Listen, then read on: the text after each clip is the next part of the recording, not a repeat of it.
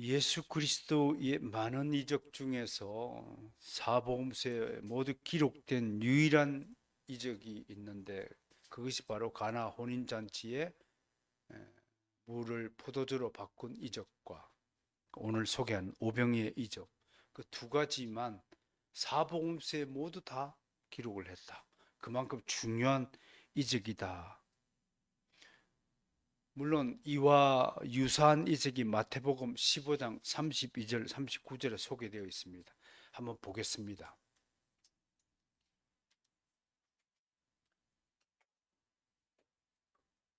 제가 읽을 테니까 눈으로 따라오세요.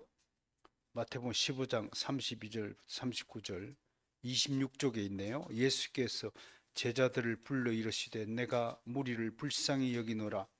그들이 나와 함께 있은지 이미 사흘임에 먹을 것이 없도다. 길에서 기진할까 하여 굶겨 보내지 못하겠노라. 라고 시작하시면서 38절 39절 보세요. 먹은 자는 여자와 어린이 외에 몇 명이었어요? 4천 명이었더라. 예수께서 무리를 흩어보내시고 배에 오르사 마가단 지역으로 가시니라 라는 비슷한 기사가 있습니다. 어떤 사람들은 이것이 같은 이적을 다르게 기록한 것이라고 얘기하지만, 명백하게 이 두 이적은 다른 때, 다른 장소에서 일어난 전혀 별개의 사건입니다. 비슷하다고 그것이 같은 사건이 아니라는 것입니다. 그 근거가 뭐냐면, 요한복음에 오늘 소개된 6장 1절부터 13절에 소개된 오병이의 이적은 예수님 공생의 중간쯤에 일어난 일이지만, 마태복음 방금 읽은 15장의 사건은 예수님 공생의 마지막 시기에 일어났다고 하는 것입니다. 장소도 오병이어는 베세다 근처이고, 마태복음 즉 칠병이어라고 하는데, 칠병이어는 데가볼리 지역이고요. 대상도 오병이어는 유대인들, 갈릴리 지방에 사는 유대인들을 상대로 한 것이지만, 칠병이어는 이방인 지역, 데가볼리 지역 인근에 있는 이방인들을 대상으로 일으킨 지역이다. 그들도 불쌍히 여겨서 먹이셨다라는 것입니다.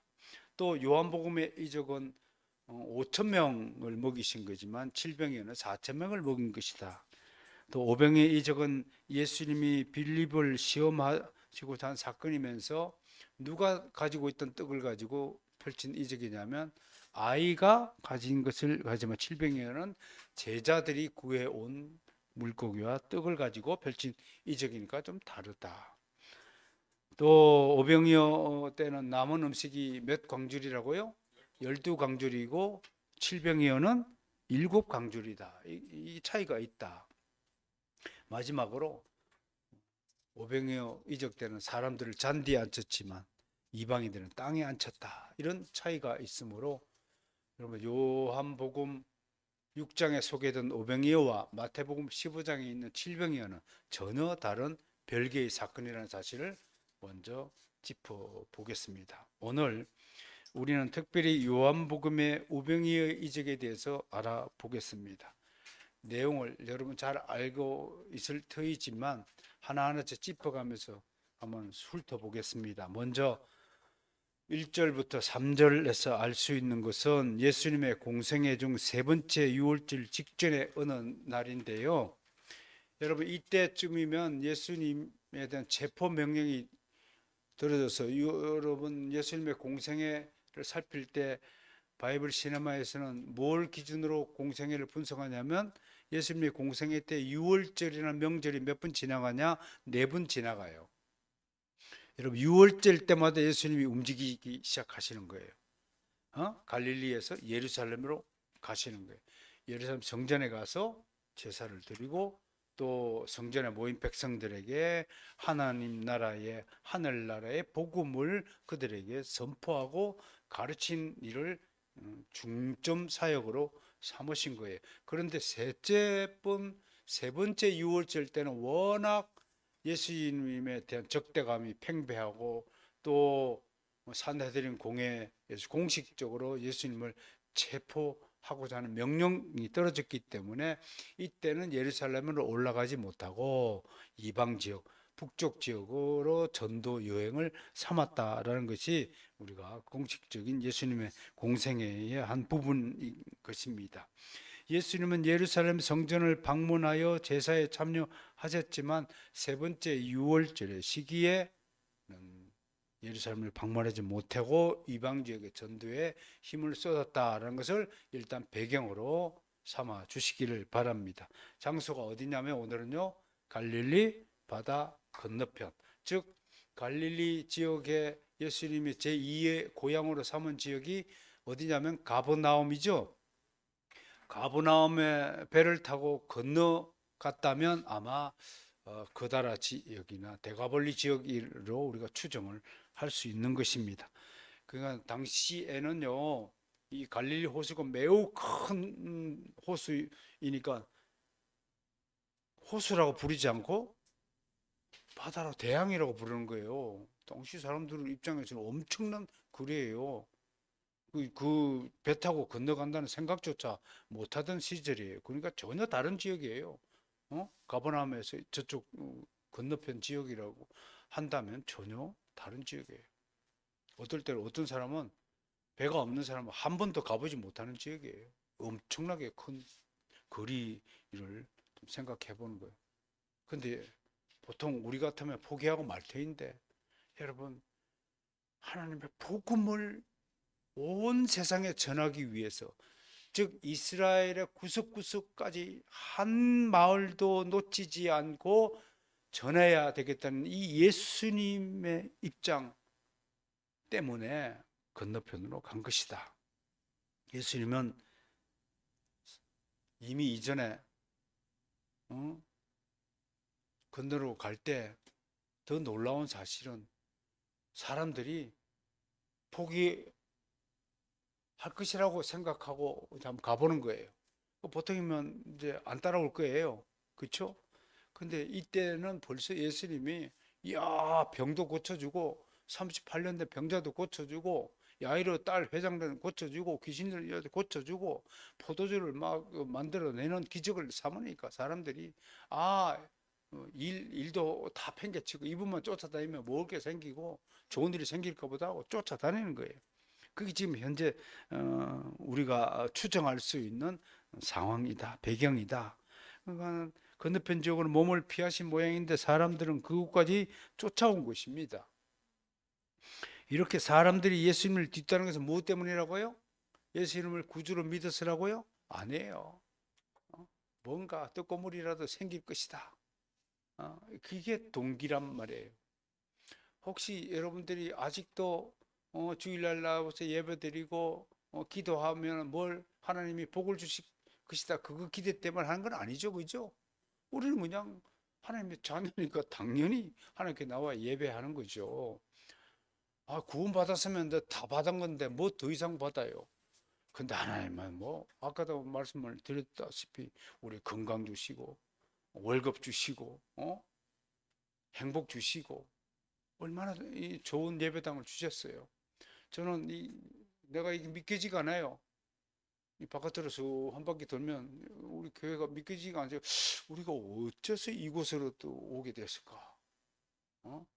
믿기지가 않지만 하나님이 베푸시는 복의 결과를 우리가 충분히 누리고 있잖아요. 그런데 지금 사람들은 그것 때문에 예수님을 따르는 것이 아니라고 하는 것을 알 수 있습니다. 궁극적인 주님이 이 땅에 오신 궁극적인 목적에는 관심이 없고 오로지 병든 자는 병고침을 받기 위해서 배고픈 자는 뭐 하나 얻어먹기 위해서 또 돈이 필요한 사람들은 하늘에서 뚝딱 돈이라도 떨어뜨려 주지 않을까 싶어서 쫓아온 것이라 그것을 알 수 있습니다. 그래서 3절을 보니까 예수님이 어디로 가셨어요? 산으로 피신하신 거예요. 이렇게 하신 것은 사람들을 좀 떨어뜨리게 거리를 좀 두기 위함이에요. 그런데 5절에 보니까 그곳까지 또 사람들이 쫓아오는 거예요. 끝까지 가는 거예요. 끝까지. 할 수 없이 예수님은 산 중턱 어느 장소에 앉으셨어요. 마침 내일 모레면 유대인들의 가장 큰 명절이 뭐라고요? 6월절이에요. 명절 되게 되면 명절날 뭐 하는 게 제일 좋아요? 우리도 떡국 먹잖아요. 먹는 거. 명절날 아무 음식도 안 차리고 맹수면서 앉아 있으면 그 명절 기분이 나겠어요? 명절 때는 뭘 맛있게 먹어야 되잖아요. 그러니까 먹는 문제가 좀 대두가 된 거예요. 명절 그러니까 벌써 사람들 군침이 도는 거예요. 좀 돼지고기는 아니죠. 참 맛있는 음식을 좀 먹고 싶다. 그걸 이제 음, 생각하니까 먹을 건 없고 빈손으로 산까지 쫓아왔는데 배는 고프고 뭐 이런 상태가 되어 있는 거예요. 모두가 빈손이었어요. 그때 예수님은 제가 묵직하고 신실한 제자 빌립이라고 일부러 표현했어요. 빌립이 친구 나다나엘에게 전도를 할 때 뭐라고 그랬어요? 와서 봐. 아주 묵직한 사람이에요. 어, 제가 느끼긴 그래요. 아주 그냥 간단 명료한 사람이에요.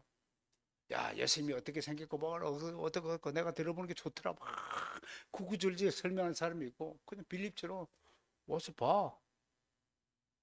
와보면 해결이 돼. 진짜 교회 전도 잘하는 사람 특징이 이런 타입이에요. 구구절절 설명할 필요 없어요. 와서 와보면 알아. 우리 교회로 와. 어? 우리 교회 좋아. 간단하게 설명하는 거예요. 그리고 매우 신실해요. 빌립은 예수님의 가르침이나 예수님의 곁에 서서 예수님의 말씀을 따라서 순종하는 삶을 살아온 제자로서 유명합니다. 항상 예수님 곁에 있어요. 예수님의 곁에 저 다른 세상에서 오신 분들이 예수님을 만나러 할 때 빌립이 탁탁 정리해주는 모습을 복음서에서 기록을 통해서 우리 알 수 있거든요. 그래서 내가 묵직하고 신실하다. 이것이 주의 제자의 참 바람직한 특징이 아닐까 그렇게 생각하면서 빌립을 그렇게 소개해 보았습니다. 예수님이 빌립을 더 보니까 그 많은 제자들 중에서 묵직하고 신실한 빌립을 한번 흔들어 보고자 예수님이 시도하신 거예요. 그 시험해 보고자 하였다라고 성경은 표기하고 있죠. 예수님이 입을 열어서 빌립에게 이렇게 말씀하셨습니다. 5절 하반부를 보세요. 예수님의 이 말씀의 상당한 의도를 우리가 파악할 수 있어요. 예수님이 이렇게 얘기한 게 아니에요. 예를 들면, 야, 빌립아, 사람들이 배고파 보이는데 어디서 음식을 좀 구하냐? 이렇게 이야기하셔야 돼요. 원래는. 그렇죠? 그러면 빌립이 뭐라고 대답해야 돼요? 전능하신 주님께서 다 할 수 있으라고 저는 믿습니다. 이러면 얘기가 끝나는 거예요. 그런데 지금 세상 사람들, 땅에 속한 사람들이 수준이 뭐냐면 음식이 없으면 음식을 어떻게 해야 된다는 고정관념에 빠져 있나요? 음식을 돈을 주고 사면 된다는 고정관념에 빠져 있어요. 그러니까 예수님 뭐예요? 우리가 어디서 떡을 살 수 있느냐라고 물어요. 음? 그게 왜 이런 질문을 던졌냐면 빌립의 머릿속에서는 떡이 부족하니까 돈을 가지고 빨리 떡을 사오면 된다는 생각이 그 고정관념이 그 빌립의 현재 땅에 속한 수준이 그것이라는 것을 예수님이 딱 짚어내시는 거예요. 야, 빌립아, 우리가 어디서 떡을 사지? 그러면 빌립의 머릿속에는 뭐가 들었어요? 200데나리만 주세요. 제가 사가지고 오겠습니다. 그 얘기예요, 지금요. 빌립의 현재 수준이 그렇답니다. 현재 위치가. 재빨리 머리로 계산하는 거예요. 정답이 뭐라고요? 제가 그 다음 구절을 여러분께 소개합니다. 정답이 뭐라고 되냐면, 음? 음?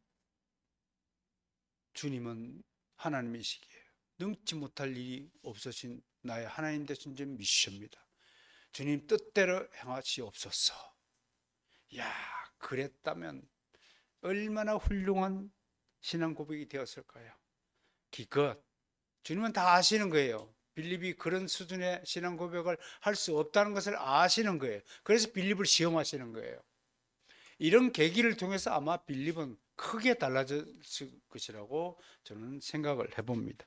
200데나리온 돈, 그가 얼마나 세속적인 가치관에 물들어 있었는가를 바로 200데나리오라는 이 답변에 그의 모든 현재 위치와 생각 수준들이 묻어 있는 것입니다.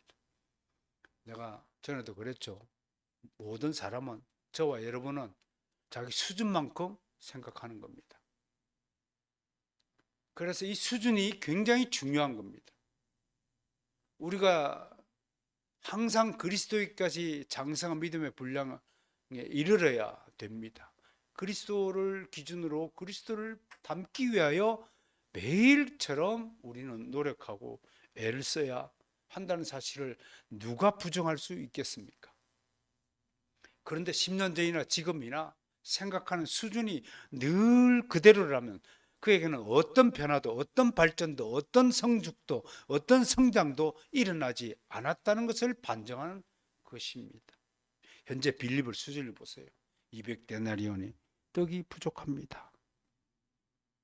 데나리온 계산을 하니까 1데나리온은 노동자 하루 품삯이라고 계산합니다. 오늘날 일용직 노동자가 일당 10만 원에서 15만 원, 전기 공사 하시는 분들은 40만 원을 계산해서 받고, 그것도 정부가 있어요. 공사하는데 정은 60만 원, 부는 35만 원, 이렇게 계산해서 하더라고. 야, 세상에 이렇습니다. 기술자의 몸값이 이렇게 비쌉니다. 뭐라는 시키면요, 그냥 몇십만 원이에요. 십자가 저거 공사한다고 견적을 냈더니 최고 싼 데가 370만 원 나왔어요. 그 회사가 주님의 이름을 걸고 대표가 무슨 안수집사예요. 그런데 우리 임동균 집사님이 직접 제작을 하니까 절반 가격으로 하였습니다. 그러면서 그분이 저한테 충고를 해요. 목사님, 사랑하는 목사님, 절대로 예수쟁이가 하는 회사에 일 시키지 마세요. 그놈들 다 예수 이름 팔아서 하는 장사꾼입니다. 바가지 씌웁니다. 전에 우리 저거 앰프도 야, 완전 바가지 씌웠죠. 순전한 것이 죄다라는 것을 제가 그때 느낀 겁니다. 따라서 합시다. 순전한 것은 바보짓이다. 똑똑하게 정신 차리고 살자. 속아 넘어가는 사람이 죄인입니다. 네. 뭐 객담이지만 우리는 지금까지 순전함으로, 착함으로, 의로움으로 살아왔습니다. 그게 절대 나쁜 것 아닙니다. 그러나 여기에다가 조금의 지혜로움을 좀 더해 주시면 여러분들에게 더 좋은 삶을 살지 않을까 생각해서 드리는 말씀입니다. 그러니까 200데나리온이니까 예산이 얼마나 필요하냐면 한 2천만 원에서 3천만 원이 지금 필요하다고 돈 계산을 하는 것입니다. 여러분, 오병이의 기적에서 예수님이 빌립에 무엇을 시험하시는 것인지 잘 깨닫기를 원합니다. 잘 깨닫기를. 이 시험에 걸려 넘어가 있지 않을 현대 그리스도인들이 거의 없다는 것입니다. 다 동계산 때문에 다 넘어가는 겁니다. 자, 그 다음 장면 볼까요? 8절 보니까 안드레가 등장합니다. 그는 주님이 빌립의 대답에 흡족해하지 않다는 것을 옆에서 지켜보고선 나름대로 대안을 제시합니다. 물론 안드레는 보리떡 5개와 물고기 2마리를 가지고 있는 한 아이를 미리 발견하고 주님에게로 데려옵니다. 그러나 안드레 또한 전능하신 주님을 잊고 있었습니다. 만약 그가 주님에게 다가와서 주님, 비록 떡 5개와 물고기 2마리밖에 없지만 무리를 불쌍히 여기시는 주님께서 이것을 가지고도 충분히 무리를 배불리 먹이실 수 있음을 믿습니다 라고 고백했다면 얼마나 좋았겠습니까? 그러나 안드레 또한 불신의 입을 열고 말았습니다. 9절에서 먹일 음식이 부족하다. 현실주의자입니다. 현실을 보면 이게 말도 안 되는 소리예요. 5천 명을 뭘로 먹여요? 현실적으로 현실주의잖아. 어? 떡 5개 하고 물고기 2마리를 가지고 어느 코에 붙여서 어? 저 제주도 최상호 목사한테 가면 한 입도 안 돼요. 얼마나 맛있게 잘 드시는지 최 목사님 정말 잘 먹거든요. 주님이 안드레를 보시고 뭘 지금 시험하시는 거예요? 응? 우리는 늘 현실을 바라보게 되어 있습니다. 현실적으로 보면 도저히 말이 안 되는 상황이 너무 많습니다. 여러분들이 저를 바라보실 때 어떤 눈과 어떤 믿음으로 바라보신지는 모르시겠지만 저는 마스터스 사역, 텐비션 이 사역이 정말 믿기지가 않습니다. 제가 여러분 알다시피 엄청난 재벌이죠. 재벌집 자제로 태어난 사람이잖아요. 그렇죠? 돈이 많아서 이걸 준비하고 이걸 끌고 온 거죠. 그죠? 참 그랬다면 얼마나 좋겠습니까? 미안한 얘기지만 돈 가지고 이 사역을 시작했으면 아마도 한 개도 이룰 수 없었을 것입니다. 왜? 저는 돈이 없는 사람이니까요. 근데 무엇 때문에 이런 일이 일어나고 가능해질까요? 무엇 때문에 제주도에 본부가 만들어지고 법인이 만들어지고 선교센터가 만들어지고 무엇 때문에 세미너리가 만들어지고 아카데미가 만들어지고 출판사가 만들어지고 이런 사역들이 이루어질까요? 저는 주님이 아니라면 이거는 불가능합니다. 현실적으로는 도저히 감당할 수 없는 일들입니다. 그런데 빌립과 안드레, 지금 주님을 따라다니는 제자들마저도 이 현실의 벽을 넘어서지 못하고 있습니다. 드디어 10절에서 주님이 나섭니다. 너희들 수준이 그것밖에 안 되지? 그러니 주님이 나서는 겁니다. 이제 5천 명을 먹이실 방안을 주께서 제시할 것입니다. 주님은 떡을 가지사 뭐 한다고요?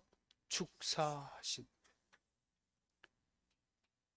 이따가 설명하겠습니다만 축사하다라고 번역한 것은 조금 유감입니다.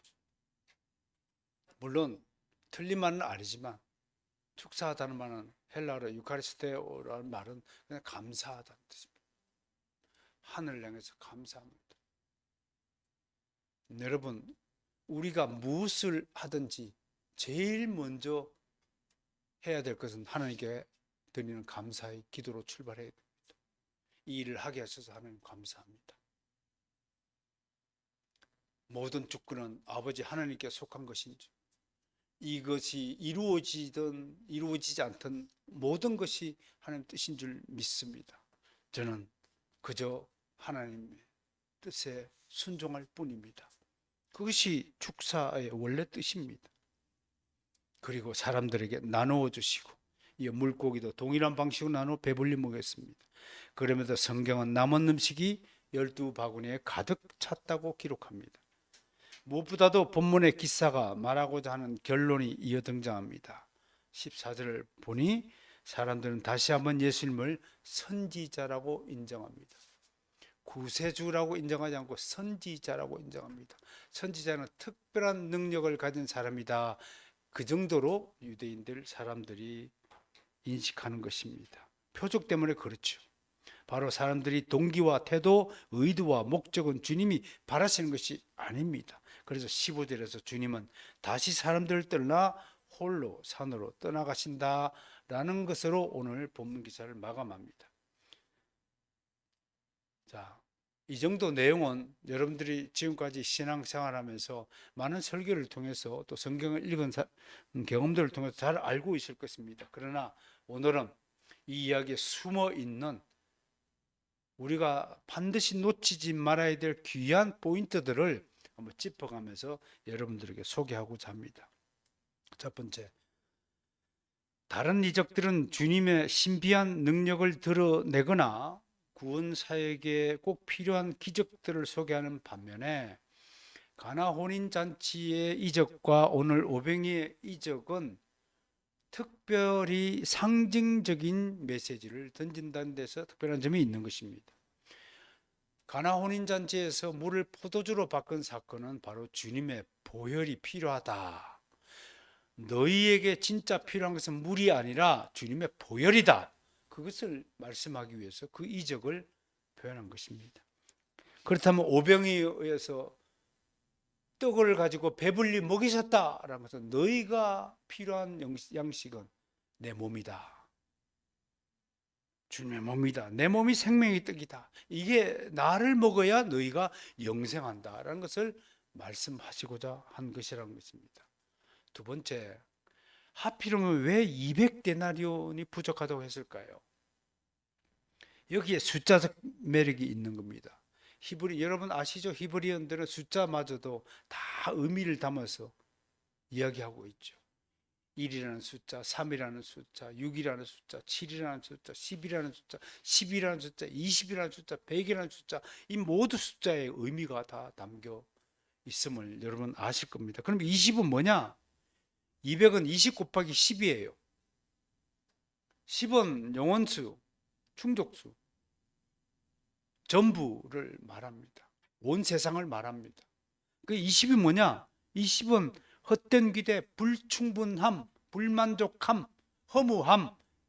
이게 곱하기 10개니까 영원토록 허기짐, 영원토록 허무함, 영원토록 불충분한 상태를 20으로 표현한 거예요. 이 20이 채워져야 이 불충분함은 어떻게 해소가 되냐면 뭔가 요구되는 것이 채워져야 뭔가 기대됐던 기간이 지나가야 이것이 해소가 되는 것을 숫자적으로 20으로 말합니다. 성경에 구체적 사례들을 소개하죠. 야곱이 사랑하는 여인이 누구예요? 레아입니까? 라헬입니까? 라헬이에요. 라헬을 얻기 위해서 몇 년 기다렸어요? 삼촌 집에서 몇 년 종살이했어요? 20년 종살이했어요. 20년을 기다려야 하는 거예요. 하나님의 뜻이 내 인생에서 이루어지기 위해서 20년 필요하다면 20년 동안 열심히 해야 되는 거예요. 아마도 마터스 10 미션이 다 충족되는 기간이 20년이 아닐까 싶어요. 이제 12년인가 지났어요. 8년만 고생하면 되네 그러면 8년 기다리다 보면 다 우리 눈앞에 드러나고 세워지리라고 믿습니다. 여러분들 믿음으로 기도해 주시길 바랍니다. 여호와의 궤가 기랏 여아림 지역에서 20년 동안 머물렀습니다. 20년 동안 머문 다음에 드디어 다윗 왕궁으로 옮겨가게 되었습니다. 이스라엘은 가나안 왕 야빈의 압제로부터 해방되기 위해서 20년을 기다려야 했습니다. 이것이 200데나리온이 주는 숫자적 의미다 라는 것을 우리가 한번 파악할 수 있습니다. 세 번째로 어디에 앉았다고요? 잔디에 앉았다.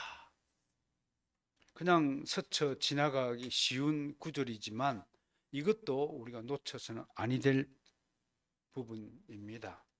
하나님은 당신의 백성들을 푸른 풀밭으로 인도하여서 안식을 누리도록 하십니다. 시편 23편 2편 쉴만한 물과 푸른 풀밭으로 우리를 누이신다. 푸른 풀밭은 무엇을 의미합니까? 안식을 의미합니다. 평안을 의미합니다. 행복을 의미합니다. 모든 고통이 사라진다는 것을 의미합니다. 오늘 예수님도 배고픈 군중을 먹이시기 위해 맨바닥이 아니라 푸른 풀밭인 잔디에 앉도록 하셨습니다. 우리 옥상에 가면 잔디가 있습니다. 잔디에 절겨 앉기를 바랍니다. 봄철 되면 잔디가 푸르푸르 솟아나면 잔디 위에 앉아서 우리도 한번 오병이의 기적을 한번 실험해 보는 것이 얼마나 기대되고 좋은 일이겠습니까? 여러분, 이게 유대인들 자기 자녀들에게 베푸신 하나님의 은혜라는 사실 아십니까? 근데 놀랍게도 마태복음 15장 7병이 열 때는요, 이방인들을 어디 앉힌다고요? 땅에 앉혀요. 야, 이런 차이 은혜의 차이가 있다는 사실을 깨달을 수 있습니다. 이 땅에 앉혔다는 것은 지리적 조건의 차이이기도 하겠지만 무엇보다도 주님의 마지막 사역의 메마름과 고충, 긴박성을 땅이라는 단어로 설명하고 있다고 하는 것입니다.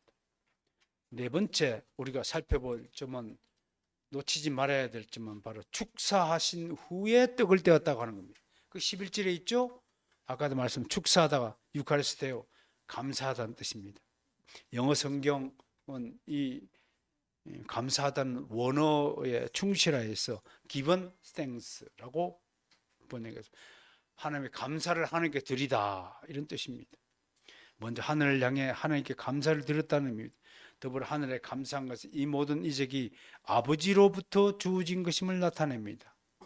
또 여기서 꼭 놓치지 말아야 될 것은 문법적인 차원에서의 시제에 관련된 것입니다. 떡을 나누어 주다 시제를 헬라어로요 미완료 시제라고 합니다. 미완료는 완료되지 않고 계속된다는 겁니다. 영어에 보면 계속 용법이라고 말할 수 있습니다. 계속 동작이 진행된다는 겁니다. 그러니까 떡을 나누어 주는 행위가 멈춰진다, 멈춰지지 않는다. 완료된다, 아니다. 아니다. 주님께서 나누어 주시는 행위를 할 때는 계속 떡이 발생이 된다는 겁니다. 떡 5개에서 계속 5천 명이 먹일 수 있는 떡이 발생한다는 것을 계속 공급된다는 의미를 이렇게 문법적으로 설명하고 있다는 것입니다. 그리고 11절에 주님은 5번째로 그들의 원대로 주시니라. 하나님은 소돔과 고모라를 멸하기 전에 아브라함의 간청을 무려 6번에 걸쳐 듣고 응답했습니다. 50명 있으면 어떻게 하시겠어요? 40명 있으면 어떻게 하실 거예요? 30명 있으면 어떻게 할 거예요? 기어이 5명 있어도 어떻게 하실 거예요? 그 5명 있어도 멸하지 않겠다. 결국 어떻게 했어요? 5명 있었어요? 한 명도 없었어요. 롯 빼고는 아무도 없었다는 것을 하나님이 그렇게 설명을 하시는 겁니다. 그럼에도 아브라함의 원대를 소원을 다 들어주시는 거예요. 여러분 우리가 자식을 키울 때 자식이 뭐 사달라고 그러면 그게 정말로 부모가 흡족해서 인정해 사줍니까? 아니에요. 필요가 없는데도 하도 사달라고. 너 장난감 있잖아. 아니야. 그래도 새거 사고 싶어. 그럼 사주는 수밖에 없는 것이 부모의 입장이에요. 사랑하니까 사주는 거. 하나님이 그렇게 하시는 거 우리를. 그 원대로 하시는 거예요. 하나님 우리의 소원을 듣고 응답하십니다. 의심하지 않고 기다리면 하나님의 응답이 주어집니다. 우리가 할 일은 믿는 것입니다. 조카가 하나 있었어요. 어릴 때 조카가 이놈이 잔머리가 아주 발달된 놈이에요. 삼촌 이거 사주세요. 그러면 그래. 그럼 사줄 텐데. 삼촌 이거 살 수 있어요? 의심하는 거예요. 아마 삼촌은 못 사줄걸? 지가 제사를 하고 10명에서 안 사줬어요. 그러면 어떻게 돼요? 그 봐, 삼촌은 나한테 이런 선물을 사줄 능력이 없는 사람이야. 지가 전제하고 지가 평가 타요. 삼촌 이거 갖고 싶어요. 하나 사주세요. 삼촌 사랑해요. 사주세요. 그러면 사줄 텐데. 삼촌 이거 사줄 수 있어? 아마 없을 걸. 지가 없다고 그랬다. 여러분, 저는 월요 강좌 때 내가 강조했는데 딸의 죽음을 앞둔 회당장 야이로에게 주님이 뭐라고 얘기했냐면요. 믿기만 해라. 야이로가 자기 딸이 죽었다고 그러는 거 슬피 우는 거예요. 죽은 게 아니라 잔다. 그걸 알려주기 전에 야이로에게 이렇게 했어요. 믿으라 그런 것이 아니고 따라서 믿기만 해라. 영어로 don't fear, only believe. 두려워 말고 그냥 믿으라 좀. 그냥 믿으세요. 여러분 주님을 따지지 말고 그냥 믿으시길 바랍니다. 왜? 주님은 하나님이시니까요. 하나님을 조건부를 따서 이러면 믿고 저러면 안 믿는다. 그건 믿음이 아니에요. 하나님에 대해서는 무조건 믿는 거예요. 오늘도 들려주시는 하나님의 말씀에 무조건 믿음으로 받아들이는 사람이 복되도다 할 것입니다. 마지막으로 12절에 남은 조각을 거두고 버리는 것이 없게 하라 라고 말씀하셨습니다. 이것은 주님의 구원 사역에 있어서 무엇을 의미하냐? 하나도 남김없이 주님에게 주신 자녀들을 구원한다는 의미를 내포합니다. 그 유명한 겟세마네 동산의 기도에서 요한 17장에 있는 거죠. 내가 그들과 함께 있을 때 내게 주신 아버지의 이름으로 그들을 보존하고 지켰나이다. 그 중에 하나도 멸망하지 않고 다만 멸망의 자식뿐이오니 이는 성경을 응하게 하렵니다. 영원 전에 하나님의 택하심을 받은 그 백성을 누구한테 주셨다고요? 예수 그리스도에게 주셨다는 것을 말씀하고, 주님은 자신에게 의탁해 오신 주님의 자녀들을 한 사람도 잃지 않고 다 구원받게 하신 것이라는 것을 알 수 있습니다. 그러므로 우리는 오직 주 예수 그리스도의 이름으로 살고 주 예수 그리스도의 이름으로 모든 것을 행하고 기념하고 감사하고 기도해야 할 것입니다. 오늘도 우리는 하나의 이적을 통해 말씀하시는 주님의 음성을 들었다고 할 것입니다. 우리는 주님의 뜻과 계획을 간파하는 은혜가 임하기를 소원해야 합니다. 주님께서 이런 이적을 통해 우리에게 주시는 메시지가 뭘까요? 첫째, 주님의 신성에 대한 무수한 도전에 직면한 사도 요한의 글을 통해서 오직 사도 요한이 이것을 기록하면 기독교의 진리를 가르치기 위함입니다. 그 진리가 무엇인가요? 바로 주님은 신성을 가진 하나님이시다. 사람의 모양으로 오셨지만 주님의 본래적 속성은 하나님이시다. 무한한 권능을 가진 신성을 가진 하나님이라는 것을 사도 요한은 이런 이적을 통하여 지금 증거하고 있는 것입니다. 두 번째, 더불어서 이런 이적을 통해서 주님은 인간의 무능력함의 실체를 목도하여 우리 스스로 우리 한계를 직시하도록 우리를 인도해 주십니다. 자, 5천 명의 무리가 먹지 못하여서 흙이져 있습니다. 우리 입장에선 이 문제를 해결하기 위해서는 음식을 사야 될 돈이 필요합니다.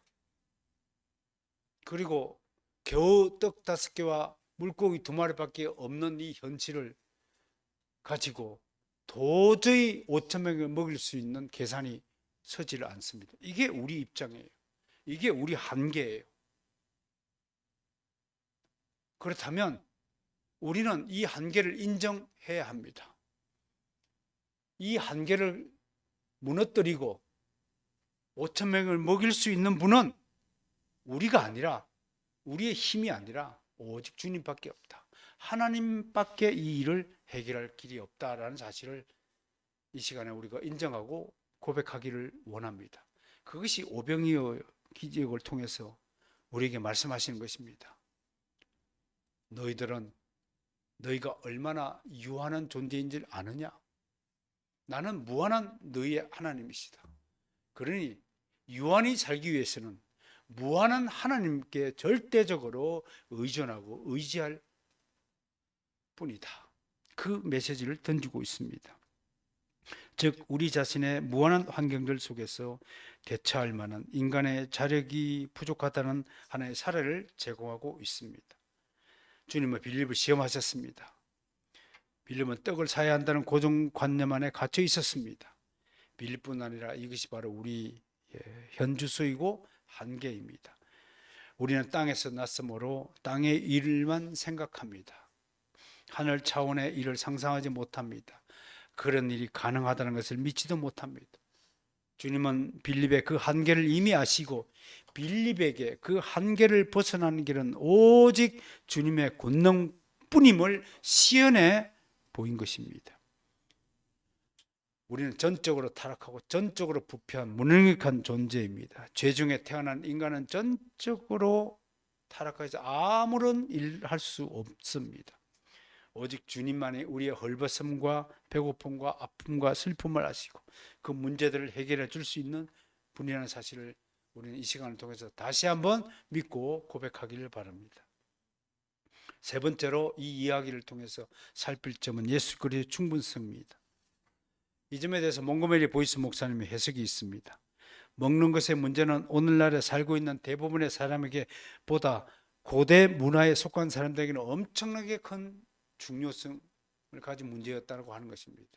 옛날 사람들은 먹는 것이 전부 인생의 문제였습니다. 요즘 사람들은 뭐 좋은 옷을 입느냐, 좋은 차를 사느냐가 고민거리지만 옛날 분들에게는 그런 것들은 안중에도 없고 오직 잘 먹고 잘 사는 것만이 그들의 관심사였습니다. 그런데 먹을 것이 언제나 불충분한 시절이었습니다. 지금은 지구상에 나는 모든 음식들이 슈퍼마켓 가면 다 전시되어 있잖아요. 저기 제일 큰 스타필드에 가면 그 뭐 지하에 가면 뭐죠 이름이 이마트 트레이더스인가 거기 한번 가보세요. 세상에서 지구촌에 나는 모든 음식들 식자재가 다 있습니다. 이렇게 풍족한 세상에서 먹는 거 이거 아무 문제도 아닙니다. 그러나 옛날에는 언제나 우리 어렸을 때만 해도 수요는 많은데 공급이 늘 부족했습니다. 그래서 형제들끼리 싸웁니다. 사탕 한 개 갖고. 그래서 껍던 씹을 벽에다 붙여놓고 아침에 또 씹고 하던 시절이었습니다. 껌이 없었으니까. 사탕 한 개 가지고 십리길 학교를 가는 길에 입에서 맴맴 돌다가 또 뱉어나가고 주머니에 넣고 학교에서 마치고 집으로 돌아갈 때 또 먹고 하던 시절이었습니다. 그게 우리였습니다. 그러므로 옛날에는 먹을 것을 충분히 가지는 것이 축복의 상징이었습니다. 성경에 수많은 것이 있습니다. 이사야 초들을 보면 이렇게 되어 있어요. 1장 19절 너희가 즐겨 순종하면 땅의 아름다운 소산을 먹을 것이다. 55편 1절 2절 너희 목마른 자들아 물로 나오라 돈 없는 자도 오라 너희는 와서 사 먹되 돈 없이 가져와서 포도주 젖을 사라. 먹는 문제를 거론하고 있어요. 또 다윗은 겸손한 자는 먹고 배부를 것이요 여호와를 찾는 자는 그를 찬송할 것이라. 겸손한 자의 축복이 뭐라고요? 먹고 배부른 거예요. 그게 옛날 사람들의 인생 목적이었어요. 선악과를 따먹는 이야기에서부터 최후 만찬의 이야기까지 성경은 온통 먹는 문제에 있습니다. 그 이혜령 박사는 기독교의 정체성을 세 가지 동사 먹다, 듣다, 걷다로 제시하면서 먹는 문제의 중요성을 역설한 바 있습니다. 특히 한국인들이 얼마나 먹는 것을 좋아하는가를 신뢰를 소개하면서 우리들 웃도록 만들었습니다. 그거 한번 읽어보겠습니다. 우리말에는 특이하게 먹는 것이 많습니다. 처음 만난 사람과도 차 한잔 하실래요? 먹는 문제를 꺼내요. 어른들 대하더라도 진지 잡수셨습니까? 먹었냐 묻는 겁니다. 안부.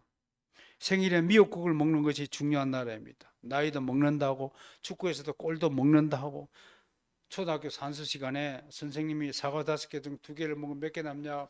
정답 몇 개? 3개예요. 하나면 계속 2개라 하는 거예요. 선생님이 고려나고 나이놈아 너 왜 자꾸 3개가 2개라 하냐? 우리 엄마가 먹는 게 남는 거라고 그랬어요. 2개 먹으니까 2개 남는다고 지금 답을 하는 거예요. 그만큼 한국인들에게 먹는다는 건 중요한 문제인데 이현웅 목사 여기서 일침을 가해요. 먹는다는 것은 물질적이고 일상적이고 경제적인 것이기 때문에 한국인의 영적인 빈곤을 보여주는 언어 사용이다 라고 일침을 가했어요. 그만큼 현실적인 문제에 함몰되어서 빠져나오지 못하니까 영적인 진리를 갈구하고 영적인 진리를 찾는 데는 무관심하다는 거예요. 지금도 대한민국의 사람들의 예수 믿지 않는 세상 사람들의 온통 관심사는 먹고 사는 문제라는 사실을 우리는 알 수 있습니다. 우리는 이 세상에서 아무리 음식을 배불리 먹어도 다시 배고파지는 되돌이표 인생을 살아야 합니다. 아침 먹고 나면 또 금방 배 꺼지면 점심 먹어야 되고 금방 배 꺼지면 저녁 먹어야 돼요. 그러나 이것이 땅에서 산 음식으로 배를 채운 것이 우리 인간의 한계이지만 영원히 배고프지 않는 생명의 떡이 있습니다. 그분이 바로 우리 주님입니다. 이 떡을 먹는 자만이 영원히 배고프지 않게 됩니다. 주님이 이 생명의 떡이고 우리는 그리스도인은 이 생명의 떡을 이미 먹었습니다. 이것만으로 우리에게 충분하고 영원한 양식입니다. 이제 우리는 영원히 배고프지 않습니다. 영적인 차원에서는 다시는 목마른 것도 없습니다. 그리고 무엇보다도 이 육적인 차원, 땅의 차원, 이 먹는 문제, 이 차원을 영적인 차원, 하늘의 차원으로 끌어올려서 우리에게 제정해 주신 제도가 뭐냐면 바로 성만찬입니다. 우리가 매달 한 번씩 이렇게 성찬식을 거행하는 것은 바로 주님께서 육적인 땅에서 나는 음식만으로 너희가 사는 것이 아니라 하나님의 말씀을 먹음으로 사는 것이다 라는 것을 말씀하기 위해서, 또 예수님의 피와 몸을, 떡과 포도주를 먹음으로써 예수님의 일생, 예수님 전체를 영원한 양식으로 선포하고 그걸 믿음으로 먹는 자에게 하나님의 축복이 쏟아진다는 것을 우리에게 말씀하기 위해서 이런 성만찬을 제정하여 시행하고 있는 것입니다.